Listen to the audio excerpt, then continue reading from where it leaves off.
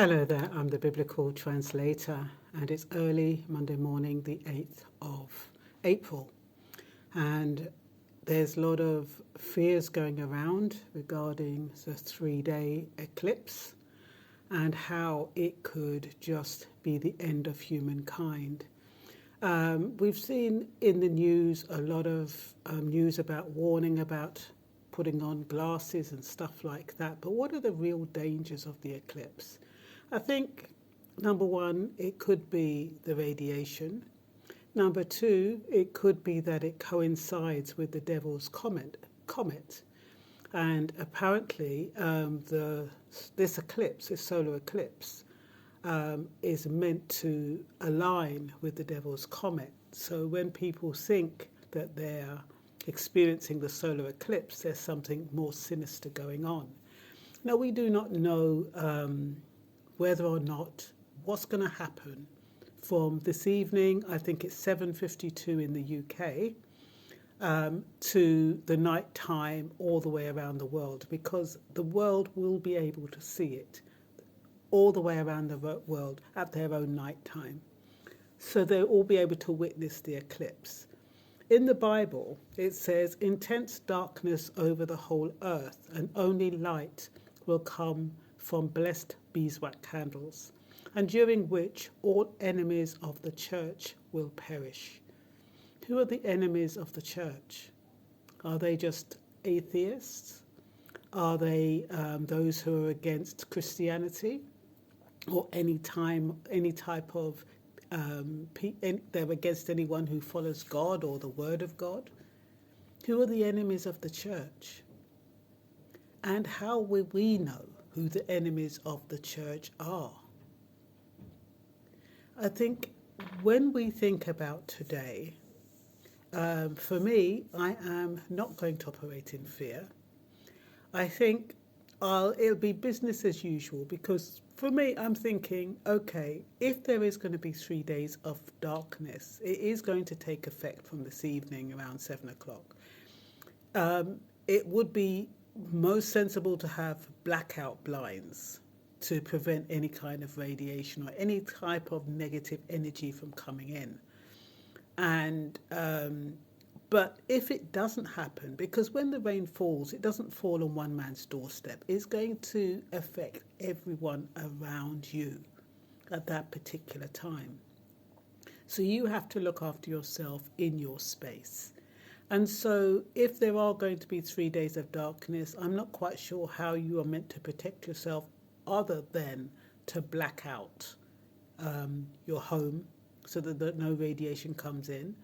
Pray that your area that you live in is not going to be prone to floods and other tragedies. As they say, the devil's comet says it causes all kinds of tragedies. And that's why it's linked to Revelation. Exodus 10, 21, 29. But I'm sure there's something similar in Revelation. But anyway, so really, I just really wanted to know the 3 days that we have for the, that's kind of set aside for this 3 days of disaster or 3 days of darkness. The 3 days are significant because when you think about the resurrection of Christ and those 3 days, and it was to bring about renewal so we could all be born again, so we'd all have a chance of starting anew. And if these 3 days are a process of cleansing the world and all humanity dies out, number one, there's not much we can do about it. But number two, it could be God's way of cleansing. I mean, look at the world today. Children are so innocuous and rude and, disrespectful. Adults disrespectful and hostile and angry and violent. What kind of world? We've got people starving, people stealing, people who are just trying to survive. What kind of world are we living in? We've got landlords deliberately making people homeless so that they're on the street, no conscience, because the money that they're thinking about that they're either going to gain or they're going to lose. And so we're living in a world that is really corrupt. So it wouldn't surprise me if this is an opportunity for God to clean up and use the devil as an agent to help him do that. It would not surprise me. We have to I don't know if these 3 days of darkness start from 7:52 this evening, then it's really too late for us to start repenting and saying, oh God, I wish I'd done this, I wish I'd done that. You know, we've had so many warnings. We wake up each day and we know what's going on and we do nothing about it. You know, and it's typical, isn't it, of human beings, how we get the warnings and we don't make any preparation, we don't make any plans. And then when it happens, you're like, oh God, you've forsaken me. Oh God, why didn't I listen? Oh God, you know, why is this happening? When you've been warned. Yes, you do not know the day or the hour, but you have been warned. And when you hear these man-made or man-contrived news and information, all it should do is really remind you of the word in the Bible. That's what it should be doing. It should keep you alert so that you're constantly replenishing what you have at home, and not just using things willy-nilly as though there's no tomorrow. When you replenish, you're supposed to be storing up your storehouse, not for you to then go and, you know, just use it up willy-nilly. You store up your candles, you store up everything you think you're going to need in states of emergency, as this could be. But oh no, people forget.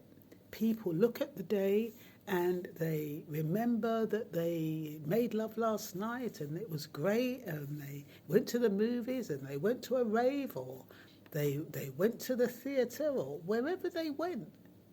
And life is good. They're enjoying life. And it distracts them from what is happening, the undercurrents of what is happening.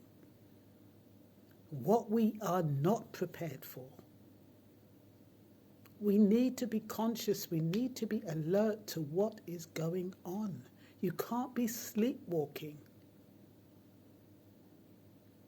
And I was listening to a song by Michael Gordon this morning, and it was talking about sleepwalking and his relationship with God. And, you know, I had the words in my head as I got out the car this morning.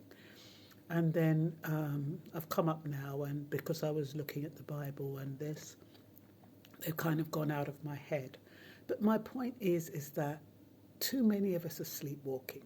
Too many of us are just absorbing information and absorbing the wrong information and not using wisdom to discern what is the right information, what you should really be listening to. I did a video the other day about whose voice are you listening to.